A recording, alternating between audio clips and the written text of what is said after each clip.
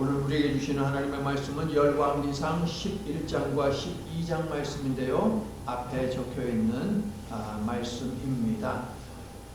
솔로몬의 신하 느밧의 아들 여로보암이 또한 손을 들어 왕을 대적하였으니 그가 손을 들어 왕을 대적하는 까닭은 이러하니라.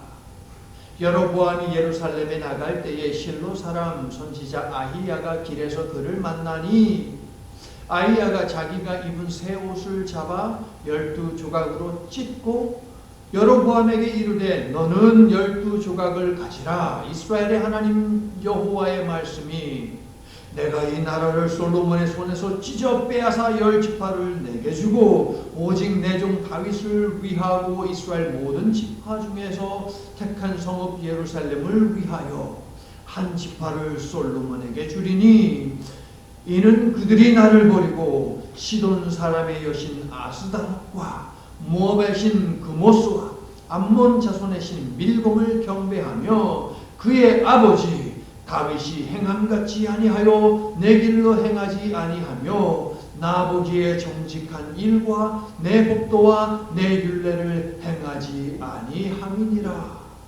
12장 26절.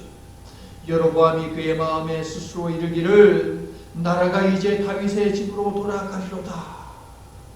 이에 계획하고 두 금송아지를 만들고 너희가 다시는 예루살렘에 올라갈 것이 없도다. 이스라엘아, 이는 너희를 애굽 땅에서 인도하여 올린 너희의 신들이라 하고 하나는 베델에 두고 하나는 단에 둔지라.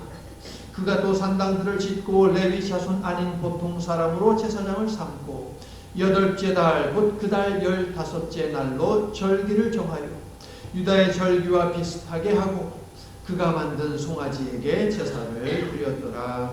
아멘. 흔히 말하기를 한반도가 유일한 분단 국가라고 이야기합니다. 정말 그렇습니까? 아닙니다. 우리의 이웃나라인 중국도 분단 국가입니다. 대만과 나눠져 있지 않습니까? 몽골도 역시 분단 국가입니다. 중국에 포함되어 있는 내몽골이 있고 그 위쪽으로 외몽골이 있습니다.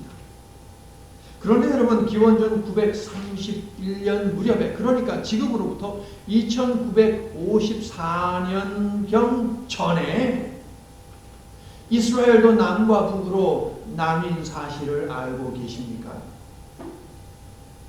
오늘 본문이 담긴 열왕기라고 하는 책은요, 솔로몬이 왕으로 등극하고 시간이 흘러서 남왕국 유다의 19번째 왕이었던 여호야긴이 바벨론으로 포로가 되어서 끌려가고 거기서 37년 동안 감옥에 갇혀 있다가 석방되고 이스라엘로 돌아오기까지의 400년 정도의 그 시간 동안 남인 북왕국과 그리고 남왕국의 왕들이 어떠했느냐라고 하는 것을 신학적으로 조명하여 우리들에게 전해주고 있는 바로 그러한 내용을 담고 있습니다. 그것이 열왕기서입니다. 자, 이스라엘은요, 솔로몬 이후 남과 북으로 분단되는데 혹시 몇 명의 왕들이 각각의 나라에 있었는지 알고 계십니까?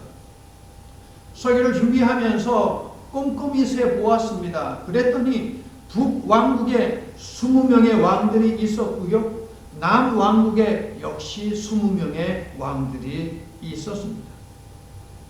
북왕국 이스라엘은요, 210년이라고 하는 역사 동안에 20명의 왕들이 통치를 했는데 한 왕조, 한 가문에서 왕이 계속 나온 것이 아니라 무려 9개의 왕조에서 왕들이 나왔습니다. 쉽게 이야기하면 김씨도 왕이 되려고 하고 이씨도 왕이 되려고 하고 박씨도 왕이 되려고 하고 전씨도 왕이 되려고 하고 그렇게 하기 때문에 쿠데타가 일어나고 이미 있는 그 왕을 갖다가 암살을 하고 이런 일들이 북왕국에서 벌어진 것이죠. 무려 7명의 왕들이 암살당하여 죽었습니다. 이것이 북왕국의 역사입니다.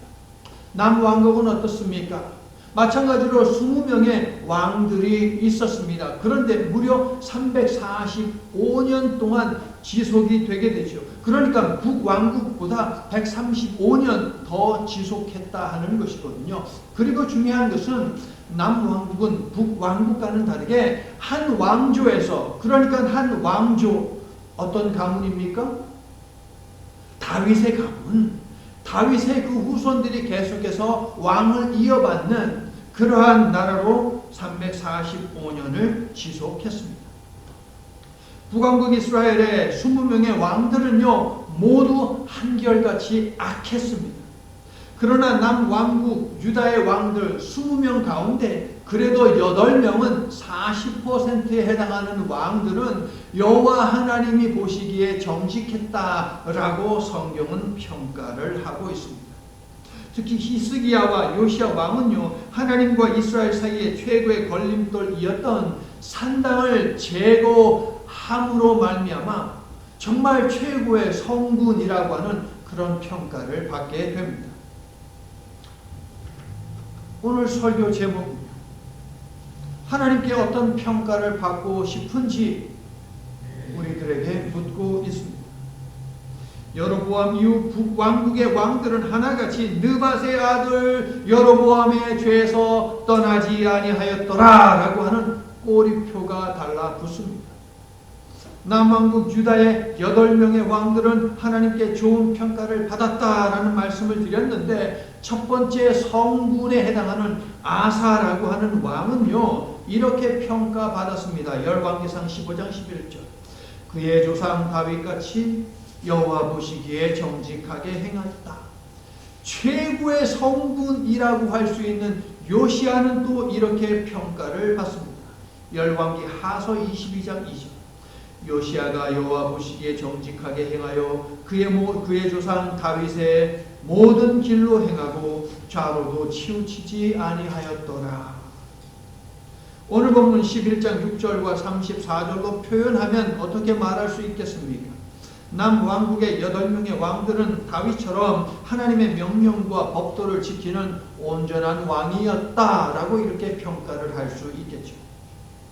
성도 여러분, 여러분은 하나님께 어떻게 평가받고 싶습니까? 가족에게, 그리고 함께 신앙생활한 형제 자매들에게 어떻게 기억되고 싶으십니까? 하나님을 경외하기에 말씀에 순종하려고 참으로 애썼다라고 하는 칭찬을 하나님께 받으십시오. 우리 후손들에게도 예수 잘 믿은 선조로 기억되는 저와 여러분이 될 수 있기를 예수님의 이름으로 축원합니다. 아멘. 솔로몬이 태어났을 때 하나님께서 너무 기쁘셨어요. 그래서 선지자 나단을 아기 솔로몬에게 보내셔서 이러한 애칭을 하나 붙여주시죠. 여디디야. 이름이 예쁘지 않습니까? 여디디야. 야훼께, 여호와께 사랑받는 자라고 하는 뜻이 되겠습니다. 여호와께서 사랑하시는 자. 그 사람이 바로 솔로몬이었던 것이죠. 열왕기상 3장 3절을 보니까 통치 초기에 솔로몬은 여호와를 사랑했습니다. 그래서 지혜를 얻어서 선정을 베풀었고, 하나님께서는 그러한 솔로몬에게 전부를 주셨습니다. 그러나 시간이 갈수록 솔로몬의 삶은 엉망진창이 되어 모든 것을 주신 하나님을 버렸습니다. 그리고 오직 여호와 하나님을 예배해야 하는 예루살렘을 종교 전시장으로 바꾸어 버렸습니다. 종교, 우상들 박물관으로 바꾸었다고요. 무슨 말입니까? 이 나라 저 나라에서 여자들을 데리고 오면서 그 나라의 종교와 우상들도 함께 데려왔거든요. 그 모든 우상들을 위한 산당을 만들고요, 거기에 그 우상들을 두었거든요. 예루살렘에다가, 이스라엘 곳곳에다가. 11장 1절을 보니까 솔로몬의 사랑의 대상이 여호와에서 이방 여자들에게로 바뀌었고요. 5절부터 8절 말씀을 보니까 우상들을 위한 산당들도 짓고 솔로몬도 우상을 숭배했습니다. 9절 전반부를 보세요. 솔로몬이 하나님께 등을 돌리자 하나님도 솔로몬에게 등을 돌리십니다. 9절 후반부를 보니까 선하신 하나님께서는 이미 이미 솔로몬이 하나님 앞에 범죄하기 시작할 때에 이미 2번이나 나타나셨습니다. 그리고 우상 숭배를 멈출 것을, 돌이킬 것을 촉구하셨습니다. 그러나 솔로몬은 듣지 않았어요. 33절은요. 여자에게 미치고 우상에게 미친 솔로몬이 백성들에게 영향을 미쳐서 온 백성으로 하여금 여호와를 버리게 만들었다라고 평가를 하고 있습니다. 한 공동체의 리더는 분명 영향력을 행사하는데 여러분은 후손들에게 어떤 영향력을 미치고 있습니까? 온통 세상적인 영향력만 미치고 있습니까? 아니면 어느 정도라도 신앙적인 영향력을 미치고 있습니까? 9절에서 저자는요. 여호와께 향했던 솔로몬의 마음이 우상에게 간 것을 어떻게 규정합니까? 여호와를 떠났다라고 그렇게 규정합니다. 여호와를 떠났다라고 하는 말씀은요. 우리가 나아가야 하고 서야 하는 것은 바로 여호와 앞이다라고 하는 것을 우리들에게 알려주지요. 여호수아는요. 죽기 전에 이스라엘 백성들을 불러 모았지요. 어디로? 여호와 앞으로 불러 모았다라고 여호수아서 24장 1절이 우리들에게 알려줍니다. 이것이 여호수아의 리더십입니다.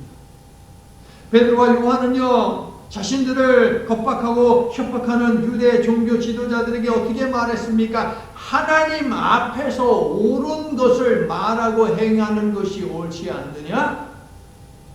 오히려 호통을 쳤습니다. 하나님 앞에서. 성도 여러분, 우리가 세상 길에 빠지면 하나님께서는 우리가 하나님을 떠난 것으로 보신다라고 하는 이 사실에 유념하십시오. 하나님에게서 멀어지지 말고 날마다 더 가까이 여호와 하나님께로, 하나님 앞으로 나아가시기를 예수님의 이름으로 축원합니다. 코람 데오, 하나님 앞에서. 그리고 여러분의 후손들에게 하나님 앞에서의 리더십을 발휘하여 말씀하십시오. 하나님 앞에서 생각하라. 하나님 앞에서 판단해라 라고 말입니다. 11절부터 13절을 보면 하나님께서는 솔로몬에게서 나라를 빼앗아 솔로몬의 신복에게 주시겠다라고 통보하시면서도 자신이 다윗과 세운 언약을 기억하셔서 솔로몬에 대해서는 이 일을 행하지 않고 솔로몬의 아들 대해서 이 일을 이루시겠다고 하십니다. 무슨 말씀입니까? 기회를 주시는 것입니다. 돌이킬 수 있는 기회를 주시는 것입니다. 이 말을 들은 솔로몬이 돌이키면 하나님께서 그에게 주셨던 그 축복을 지속적으로 이어가게 하실 것입니다. 솔로몬이 돌이키지 아니했다 하더라도 그의 후손들이 돌이킨다면 하나님께서 다윗에게 약속하신 그 언약의 축복을 그대로 부어주신다라고 하는 말씀이시죠. 성도 여러분, 하나님은 자신의 말과 약속에 대해서 책임지시는 신실하시는 분이신 것입니다. 여러분, 하나님은 심판 중에서도 언약을 기억하셔서 자비를 베푸시며 징계하시되 은총을 다 거두지는 않으셔서 우리가 회개하면 살 수 있는 길을 분명 열어주시는 분이십니다. 믿습니까? 우리가 버려도 우리를 버리지 아니하시는 분이시며 죄악을 심판하시지만 하나님 나라의 계획은 결코 멈추지 아니하시는 분, 이분이 바로 우리가 믿는 하나님입니다. 그래서 하나님의 구원 약속은 결코 파악이 될 수 없는 것이고, 그래서 하나님의 구원의 역사는 오늘 이 시간에도 분명 일어나고 있다라고 하는 사실입니다. 할렐루야. 성도 여러분, 우리에게는 예수님과 맺은 언약이 있습니다. 이 언약 덕분에 죄를 지었지만 여전히 우리는 긍휼히 여김을 받는 것이죠. 하나님께 돌아가면 솔로몬은 하나님의 은혜가 다시 그의 삶에, 그의 집안에 흐르게 만들 수 있습니다. 그러나 10절, 솔로몬은 듣지 않았습니다. 뛰어난 지혜도 욕망 앞에서는 힘을 잃는다라고 하는 이 가르침을 우리가 분명하게 기억할 수 있기를 바랍니다. 불순종했으니 당연히 징벌이 임하지요. 하나님께서는 이미 말씀하신 11절부터 18, 13절에 있는 말씀을 그대로 이행하십니다. 14절과 23절을 보세요. 먼저 무엇을 하십니까? 주변 국들을 흔들립니다. 그래서 일으킵니다. 솔로몬을 대적하게 하십니다. 자, 이것은 무엇입니까? 솔로몬으로 하여금 돌이킬 수 있는 기회를 주시려고 하나님이 손을 뻗으시는 것입니다. 그러나 솔로몬은 이 하나님의 손을 뿌리쳐버렸습니다. 그래서 26절 솔로몬의 집안을 대적할 주인공이 등장을 합니다. 누구입니까? 솔로몬의 신복입니다. 유능한 장수입니다. 에브라임 출신의 여로보암입니다. 하나님께서는 여로보암에게 자신의 계획과 이유를 분명하게 미리 알려주십니다. 여로보암이 10개 지파의 왕이 될 것이고 르호보암의 경우에는 하나님께서 다윗과 맺으셨던 그 언약을 기억하셔서 그나마 하나의 지파를 주어서 르호보암이 속해 있는 유다 지파와 그 하나의 지파 베냐민 지파이죠. 이 두 개의 지파로 두 개의 지파를 갖게 할 것이다 라고 구체적으로 알려주십니다. 그런데 33절을 보게 되면 왜 하나님께서 이렇게 실행을 하실 것인지를 다시 한번 그 이유를 알려주시지요. 자, 33절 시작. 이는 그들이 나를 버리고 시돈 사람의 여신 아스다롯과 모압의 신 그모스와 암몬 자손의 신 밀검을 경배하며 그의 아버지 다윗이 행함같이 아니하여 그 길로 행하지 아니하며 나 보기에 정직한 일과 내 법도와 내 율례를 행하지 아니함이니라. 여디디야, 하나님이 사랑하시는 솔로몬은 정신을 차려야 했습니다. 그러나 40절을 보니까 솔로몬은 자신의 죄악이 아닌 여로보암을 제거해서 상황을 바꾸려고 혈안이 되어 있을 뿐 행악을 멈추고 하나님께 돌아가 하나님과 멀어져 버린 그 관계를 회복하려고 하지 않았습니다. 솔로몬은 결국 통일 왕국을 기어이 깨버립니다. 분열 왕국 시대를 여는 불명예스러운 주인공이 되고 말지요. 이것이 바로 솔로몬에 대한 평가이고 솔로몬을 기억하는 내용입니다. 33절은 하나님께서 아히야 선지자를 통해 여로보암에게 하신 말씀인데요. 분열의 책임이 솔로몬에게 있음을 명확하게 분명하게 하시면서 동시에 성공적으로 통치한 왕으로 평가받고 기억되기를 원한다면 솔로몬이 저질렀던 그 악행을 멈추고 버리면 된다라고 가르치고 있는 것입니다. 솔로몬의 죄악과 돌이키지 아니함으로 말미암아 이스라엘은 결국 쪼개지고 맙니다. 성도 여러분, 하나의 나라를 이루시는 분도 하나님이시요 쪼개시는 분도 하나님이십니다. 성전을 짓게 하시는 분도 하나님이시요 허무시는 분도 하나님이시요 주시는 분도 하나님이시요 거두어 가시는 분도 하나님이십니다. 동의하십니까? 열왕기서는 하나님의 말씀을 준행하느냐 준행하지 아니하느냐에 따라 즉 하나님 경외 신앙 여부에 따라서 생명의 길이냐 죽음의 길이냐 복된 인생이냐 망하는 인생이냐로 갈린다는 것을 가르치며 경고하고 권면하고 있습니다. 불순종의 길을 택하여 죽음과 멸망의 길로 가지 마시고 순종의 길을 택하여 생명과 축복의 길로 들어서시기를 지속적으로 행하시기를 예수님의 이름으로 간절히 축원합니다. 아멘. 자, 이제 여로보암에게 우리가 카메라의 각도를 돌려서 집중해서 좀 볼 텐데요. 공평하신 하나님이시기에 다윗에게 주신 축복의 약속을 여로보암에게도 그대로 주시는 것을 볼 수 있습니다. 38절 함께 시작. 내가 만일 내가 명령한 모든 일에 순종하고 내 길로 행하며 내 눈에 합당한 일을 하며 내 종 다윗이 행함같이 내 율례와 명령을 지키면 내가 너와 함께 있어 내가 다윗을 위하여 세운 것 같이 너를 위하여 견고한 집을 세우고 이스라엘을 내게 주리라. 하나님의 함께 하심을 다윗에게 약속하셨는데 여로보암에게도 약속을 하십니다. 확실한 왕조, 흔들림 없는 왕조를 약속하셨는데 여로보암에게도 약속을 하십니다. 다윗처럼 온전히 행하면 하나님의 마음에 합한 사람으로 평가되고 제2의 다윗으로 기억될 수 있는 약속을 여로보암은 받은 것입니다. 심지어 이스라엘을 내게 주리라 라고 하셨어요. 하나의 나라를 통째로 너에게 주겠다는 것이지요. 르호보암에게 주었던 그 두 지파들도 순종하지 아니하면 뺏어서 내가 너에게 주겠다라고 하는 어마어마한 축복의 약속입니다. 여로보암은 이미 33절을 통해서 여호와의 율례와 명령을 지키는 것은 무엇이냐?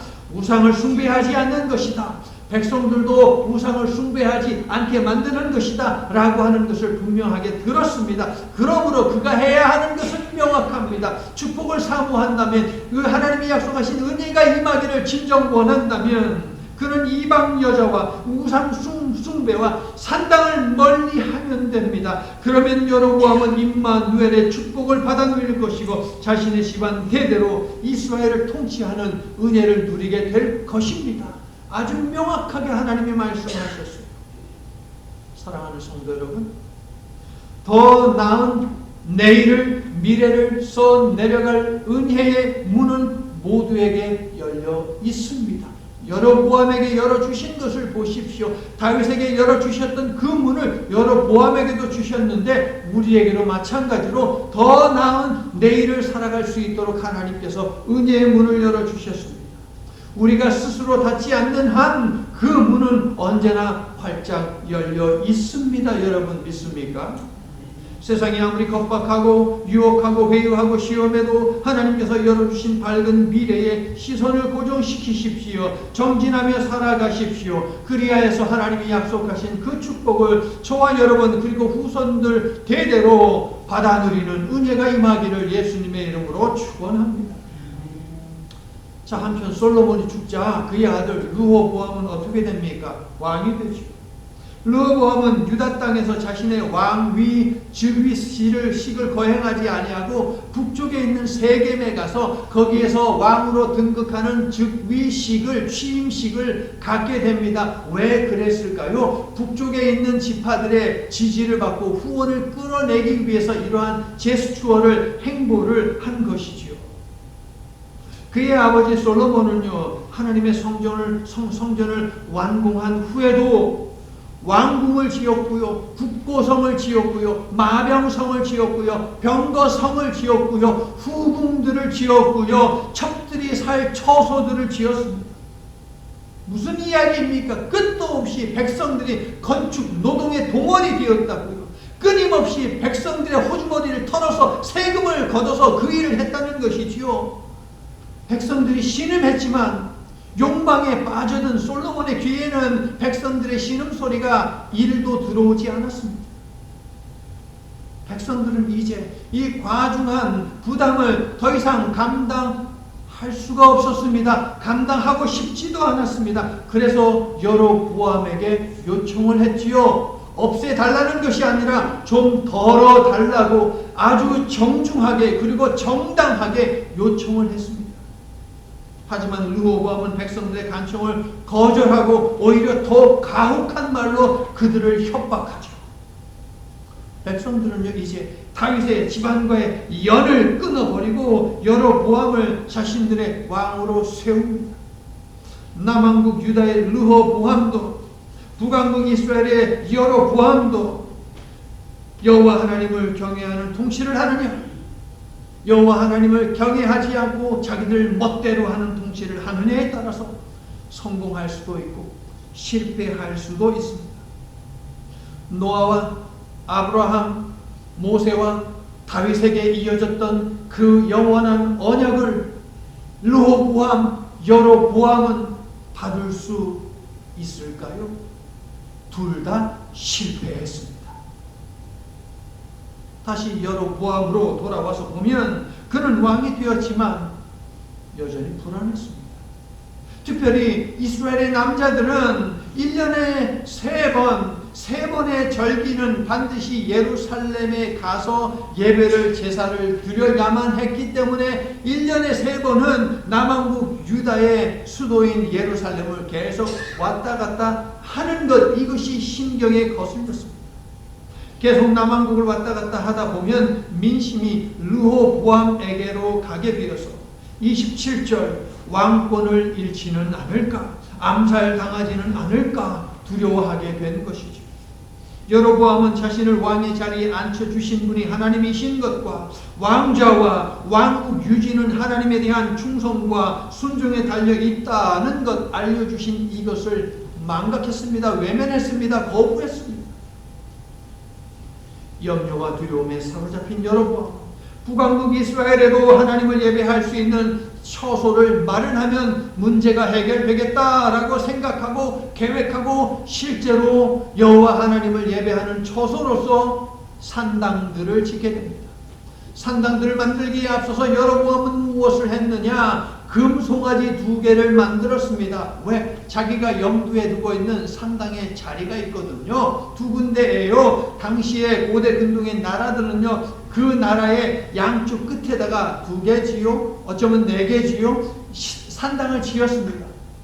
르호보암은 그것을 따라하는 것입니다. 그래서 북왕국 이스라엘의 최북단에 있는 단이라고 하는 것과 최남단에 있는 브니엘이라고 하는 곳에, 베델이라고 하는 곳에다가 거기다가 산단을 짓고 만든 금송아지를 갖다가 놓습니다.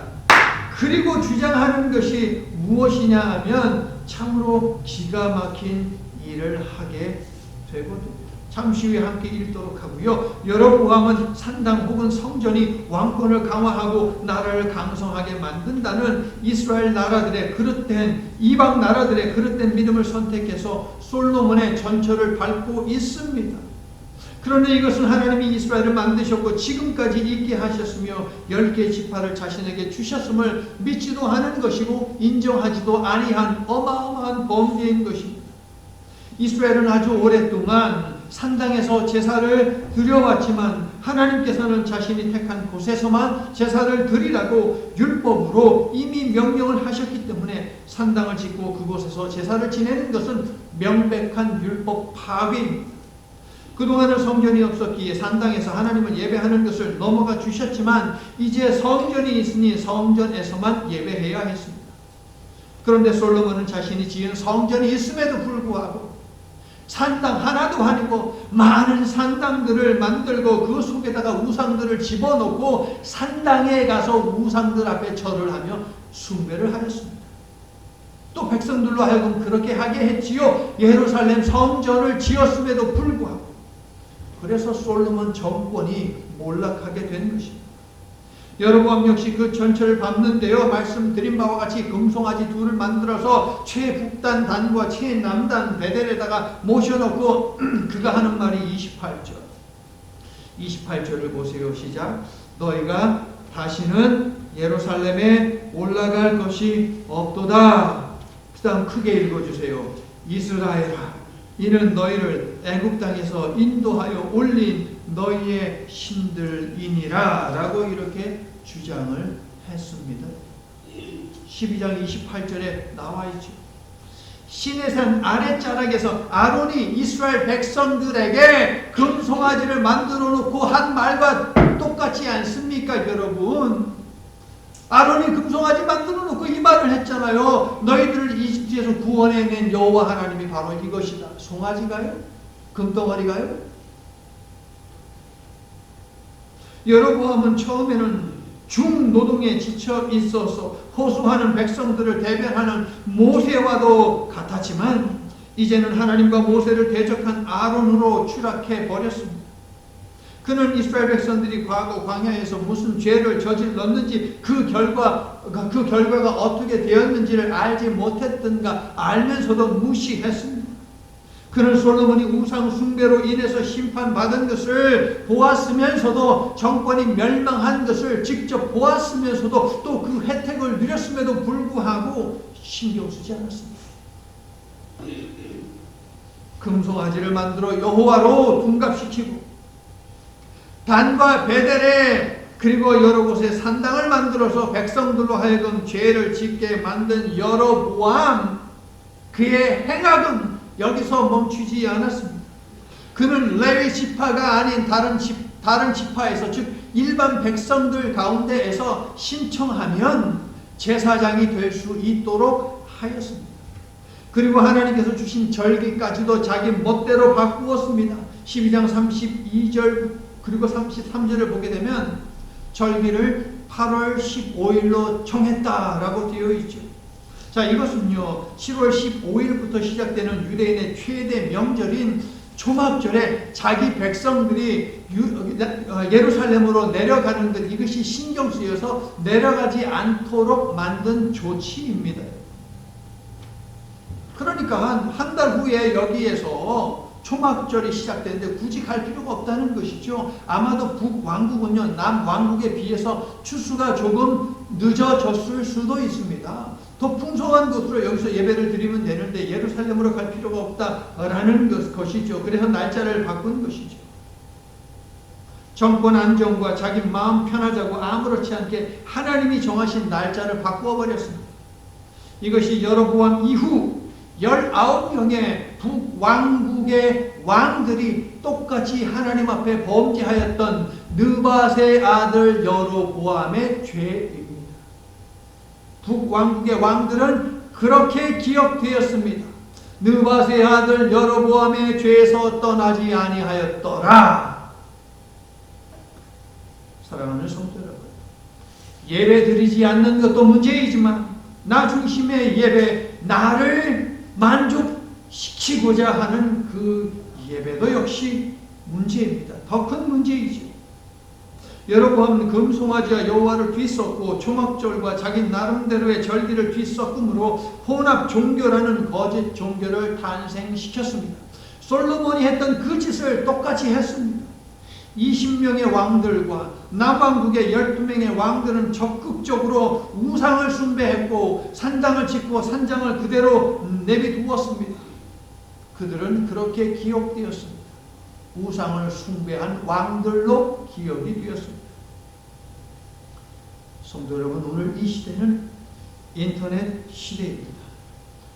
인터넷을 열어 골라서 내 마음에 드는 설교를 그리고 예배를 드릴 수가 있습니다. 최근에는 컴퓨터에 명령만 하기만 하면 컴퓨터가 알아서 소설도 써주고요, 시도 써줍니다. 주제만 넣으면 됩니다. 희망이라는 단어로 시를 하나 써줘, 사랑이라는 단어로, 사랑이라는 주제로 소설을 하나 써줘, 그럼 지가 알아서 써요. 무서운 세상, 이것을 챗 GPT라고 합니다. 우리는 이런 챗 GPT 시대를 살아가고 있는데요, 여러분의 마음의 위로가 필요해서 챗 GPT에게 명령합니다. 내 마음을 위로해 줄 수 있는 설교를 한 편 써다오? 그러면 나오는 거예요. 여러분이 좋아하는 목회자가 있는데 그 목회자가 죽었습니다. 그런데 그 목사님의 설교가 그리워요. 어느 날 여러분이 정말 격려를 받고 싶은 말씀이 필요해서 챗 GPT에게 명령합니다. 챗 GPT야, 내가 아무개 목사님을 좋아하는데 그 목사님의 음성으로 격려에 관한 말씀을 써줘. 그럼 챗 GPT가 이렇게 써줘요. 그 목사님의 음성으로 설교를 좀 해줘봐. 이제 그건 앞으로 이제 나오게 될 거예요. 무서운 세상입니다. 정말 무서운 세상을 우리는 살고 있습니다. 왜 무섭냐? 목회자들이 이제는 설교 준비를 위해서 고심할 필요가 없습니다. 챗 GPT에게 희망에 관한 설교를 한 편 은혜롭게 써줘라. 써주는 거예요. 사람들의 마음에 감동을 줄 수 있는 그러한 설교로 성공이라고 하는 제목으로 좀 써줘봐. 그러면 써줘요. 사기꾼 목사들이 넘쳐나겠죠, 여러분? 무서운 시대를 우리는 살아가고 있습니다. 그런데 여러분, 우리 후손들은 그러한 세상에서 살게 될 것이 틀림없습니다. 어떻게 하시겠습니까? 그런데요, 자기 입맛에 맞고 자기 편한 방식의 예배는 이미 구약시대부터 추구되어 왔고 그 결과는 심판이었습니다. 이것을 기억해야 합니다. 인터넷 시대를 살아가는 성도 여러분, 여러분이 드리는 예배를 하나님께서 어떻게 평가하실 것 같습니까? 하나님이 친히 설계하시고 허락하신 성전에서, 예수님이 시작하신 교회에서 우리의 목소리로 찬양하고 우리의 두 손을 들고 반응하는 것이 하나님이 정하신 예배입니다. 하나님의 성전에서 영과 진리로 하나님을 찬양하고 예배하는 참된 예배자로 평가받고 그렇게 기억되는 저와 여러분이 될 수 있기를 예수님의 이름으로 간절히 소망하며 축원합니다. 이제 말씀을 마칩니다. 노아는 의인이요 당대의 완전한 자요 하나님과 동행한 사람이었다 라고 평가받고 기록되고 있습니다. 아브라함은 의로운 사람, 모세는 온유한 사람, 다윗은 하나님의 마음에 합한 사람으로 평가받고 기억되고 있습니다. 오늘 설교 제목은 어떤 사람으로 기억되는 인생이 되고 싶은가 우리에게 묻고 있습니다. 여러분 마음속에 계획하고 있는 것이 있습니까? 바라는 것이 있습니까? 열왕기는 느밧의 아들 여로보암의 죄에서 떠나지 않은 왕들, 그리고 여호와 보시기에 다윗처럼 정직하게 행한 왕들에 관한 이야기와 그들에 대한 평가를 북왕국의 왕, 남왕국의 왕, 북왕국의 왕, 남왕국의 왕 이렇게 번갈아 소개하면서 우리는 어떻게 기억되기를 원하는지 선택하라고 촉구합니다. 여호와를 경외하는 믿음으로 하나님이 주신 말씀을 토대로 선택하여 하나님 앞에서 온전하며 하나님이 동행하시는 복된 인생으로 평가받고 기억되는 저와 여러분이 될 수 있기를 예수 그리스도의 이름으로 간절히 축원합니다. 아멘. 하나님, 비록 날씨 예보를 보지 않더라도 모든 사람들이 오늘 하늘을 보며 오늘은 틀림없이 비가 오겠네 하고 말을 할 것입니다. 그리고 비 맞는 것을 좋아하지 않는 한 우산을 준비해서 나가겠지요. 그런데요 하나님, 모두 죽는다는 확실한 진실 앞에서도 죽음을 준비하지 않는 사람들이 있습니다. 지옥을 믿지 않아서일까요? 아니면 지옥도 괜찮다고 생각해서일까요?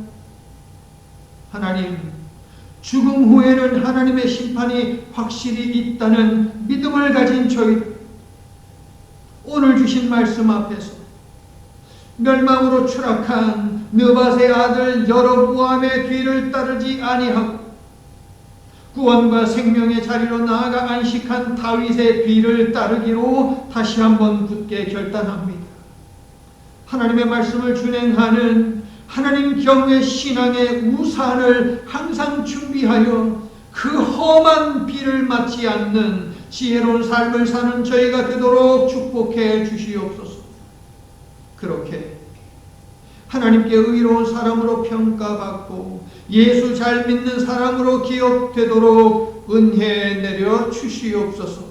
예수님 이름으로 기도드립니다. 아멘.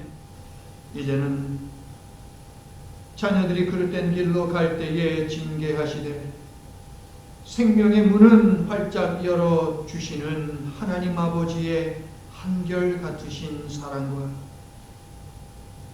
죄악된 우리이지만 하나님을 경외하는 믿음 하나만으로도 의인이라 불리는 축복을 허락하신 예수 그리스도의 측량할 수 없는 은혜와 죽음의 길과 생명의 길, 축복의 문과 저주의 문 사이에서 올바른 것을 선택하도록 우리를 도우시는 성령님의 지혜가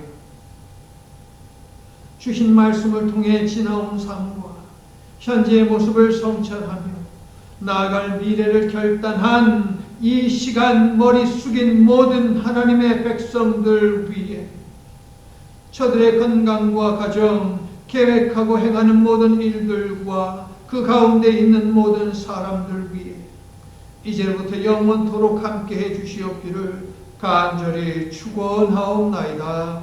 아멘.